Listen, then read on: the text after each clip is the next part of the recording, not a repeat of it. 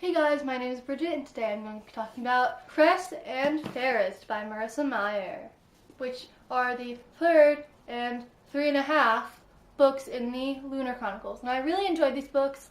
I definitely recommend them because they are really fun. This was definitely my favorite book in the Lunar Chronicles. I loved this book. It was really awesome. You should definitely pick up the Lunar Chronicles if you haven't yet.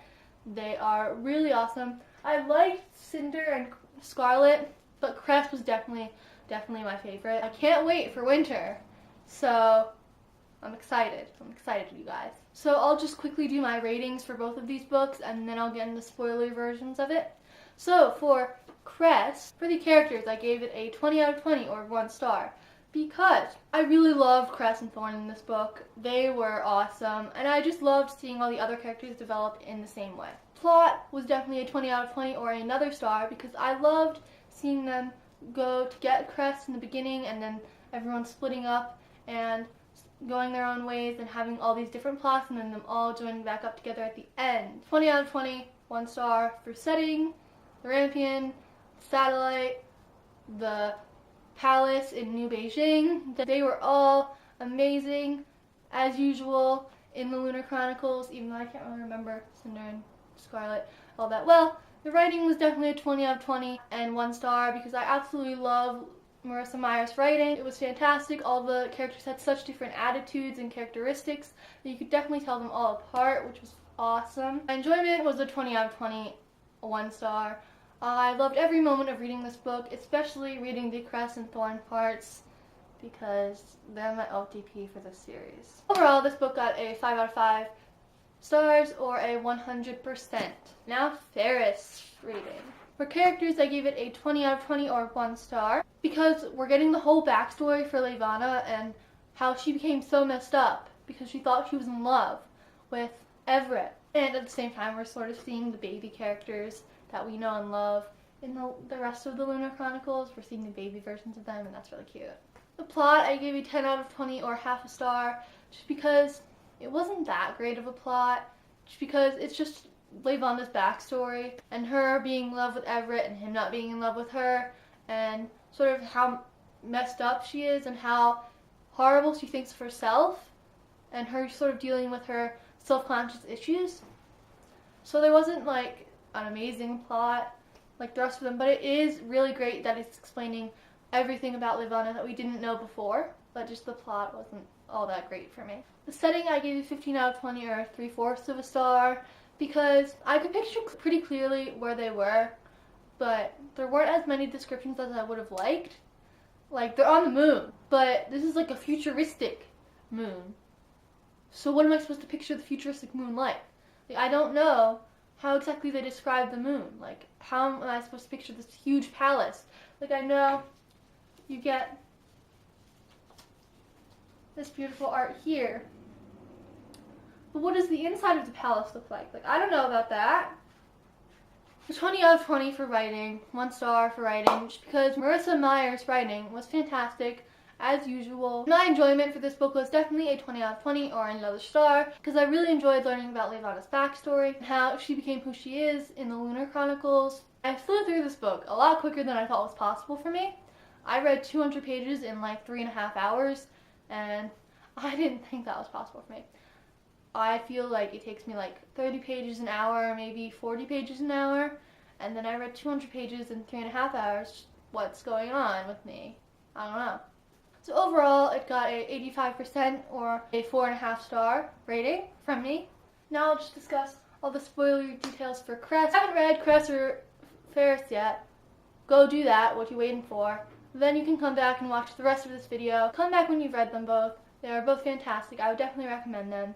And then we can discuss them when you come back. So I'll see you when you come back. Okay, bye! Okay, Cress. I love Cress's character, and I felt really bad for her when she was like hiding under the desk because she was so nervous to talk to Thorn, and she had idolized him basically since the moment she laid eyes on him. Felt really bad for her. And I loved her on the satellite with all her screens and her games and music and everything. That was really, really fun to read about. I liked how Cress was pretending to be different people as the story went on to sort of face her fears, because like talking to Thorn. She was an actress. She was beautiful and she was an actress. And then when she was walking around the desert, she was an explorer. As she said, "I'm an explorer," she whispered, setting courageously off into the wild unknown. It was not a daydream she'd ever had before, but she felt the familiar comfort of her imagination wrapping around her. She was an archaeologist, a scientist, a treasure hunter. She was a master of land and sea.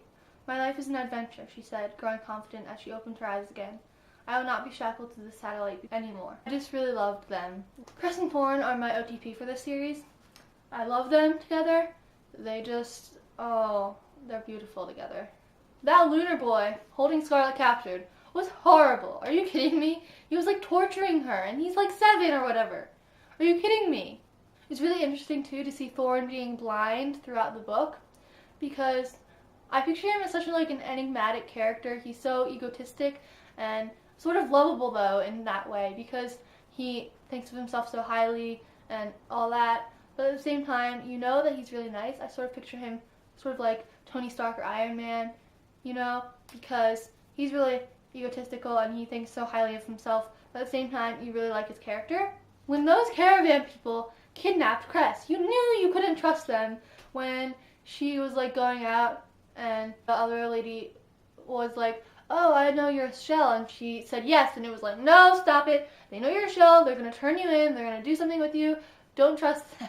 That Thorn did get an escort droid body sort of for Aiko, because at first I was like, what are you doing with that girl? Like, you know, how you're supposed to feel because you're Cress. And then you go to Thorn's point of view, and he's getting an escort droid for Aiko because he's trying to win. And he does because he knows that she's lying to him about his cards. And I was like, yes! Escort droid for Aiko. Because like she's really pretty and everything. And you know Aiko from like the very beginning. She's just such an awesome character. And she deserves that escort droid body way more than anyone else. I love their plan to beat Levana is to kidnap Kai so the wedding cannot go on. Because, yeah, we're just gonna kidnap the Emperor, you know, and since he's in love with Cinder, this is definitely gonna work out perfectly. And just Thorn and Cress, I'm gonna mention them again. I loved another scene with them. I love Cress, she's my favorite character. I should have braided my hair for this review so I could be like Cress, but she cuts her hair short. That was cute. My favorite line probably from this whole book was probably said by Cress when she was talking with Thorn. She's talking about how she pictures them having this great epic romance, and Thorn's like, "Oh wow, no pressure or anything." And she says, "I know, I'm sorry. I think you might be right though. Maybe there isn't such a thing as fate. Maybe it's just the opportunities we're given and what we do with them. I'm beginning to think that maybe great epic romances don't just happen.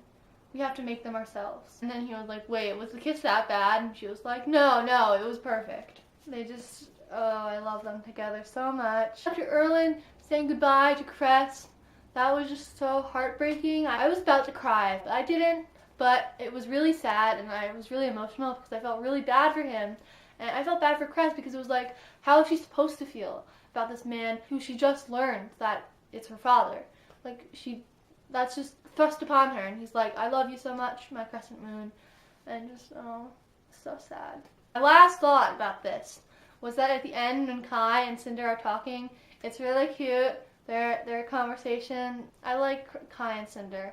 I'd forgotten how much I liked them, because I haven't read Cinder in like a year. But their conversation was adorable. It was like them going back and forth, and just, it made me realize how much I missed them and loved them together. But not as much as Cress and Thorn. Cress and Thorn are just the best. So that's all I have to say about Cress. Now we're going to be moving on to Fairest. Finally see how messed up Levana is, because she's forcing Everett into loving her, even though time and time again he says that he doesn't love her, and that's not going to happen. He's just trying to be nice to her. But she's never had anyone be nice to her, so she doesn't know what that's like. And so she's mind controlling him into loving her. And she's only 15. Like, you don't know that you love someone when you're 15. Her being 15, dating this guy who's 25, that's creepy. In my standards, at least. Like, that's creepy. That's not gonna work out. Wait until you're older, Levana, and let him know the real you, and then maybe he'll actually like you for who you are. Finally got Levana's backstory about her glamours and how her sister put her into the fire when she was little, and at the same time we could see how horrible Shannery was, but how good of a mom she was to Cinder in the beginning, you know. because we don't really know that much about Shannery. Just that she was the queen and then she died and Levana took over, and now we see how horrible she was to her sister, but at the same time she was a good mother. Like, she was taking care of Cinder or Celine really well. And finally, we learned how amazing of a ruler Levana is and why she really needs Earth. She needs the supplies from Earth so that the moon can keep going. And that was really interesting to find out, because we didn't know why she needed Earth so bad when we were just reading the Lunar Chronicles. And now we know that she needs Earth for the supplies, and she really does care about Luna, even though she's like this really scary figure to the rest of the people on the planet. She still really cares about her planet, and that was interesting to find out.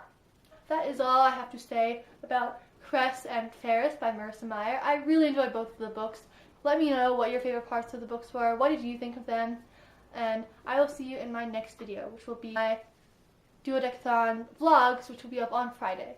I'll see you then. Bye!